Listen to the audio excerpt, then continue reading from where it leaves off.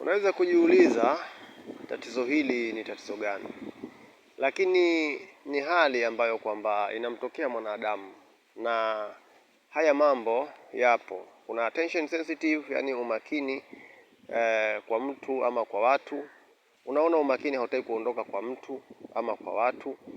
Lakini pia kuna eyes sensitive, yani mawasiliano ya macho. Unaona macho unataka uyaondoshe kwa watu lakini hayataki. Lakini pia kuna heart sensitive kama tulivyoelezea, moyo.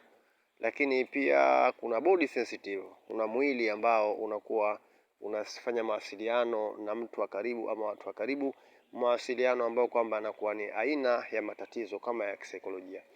Kwa hivyo yanatibika haya, na tufanye taratibu kwa kufundisha kiungo kimoja kimoja.